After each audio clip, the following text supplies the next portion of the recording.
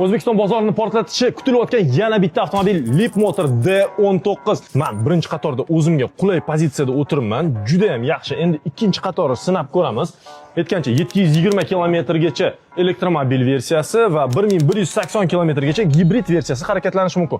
O'zim orqamda bemalol joylashdim. Endi risk qilib ko'ramiz. 3-qatorga ham o'tib ko'ramiz. Qani? Bismillah. O'tish qiyinchilik tug'dirmadi.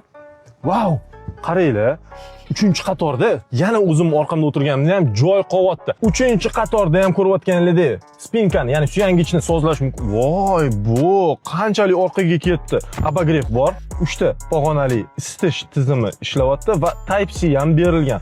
Bundan tashqari pardasi ham bor ekan. Qo'lda, lekin 3-qatorda juda kerakli funksiyalardan bittasi. Markaziy konsolda 17.3 dyuymli, shiftda esa 21.4 dyuymli yuqori sifatli displeylar joylashgan. Zero Gravity funksiyasiga ega kapitallik o'rindiqlarini yoki divan versiyasini tanlash imkoniyatiga egasiz. Xolodilnik saqlanib qolgan, usiz qatga ham borar edik. Endi u to'liq avtomatik tarzda ishlaydi. Elektromobilli versiya 724 ot kuchiga, gibrid versiya esa 536 ot kuchiga ega bo'ladi.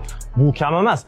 Bunaqa sinfdagi avtomobillar uchun yetarli, lekin mana bu frankka, ya'ni oldidagi yukxonaga mazza qildim. Xitoyning o'zida ushbu avtomobil 32 ming dollardan, ba'zi manbalarda 39 ming dollardan boshlanishi kutilmoqda deyapti. Oldi eshigi ham, orqa eshigi ham oynalar 2 qavatli. Demak, avtomobilning eng katta kamchiliklaridan bittasi shumoizolyatsiya masalasi hal bo'lgan. To'g'ri, u C16 dagi arzon bo'lmaydi, lekin L9 va boshqa 9-sinf vakillaridan anchagina arzonligi bilan ajralib turadi va o'ylaymanki, aynan shuning uchun ham O'zbekistonda u juda ham mashhur bo'ladi.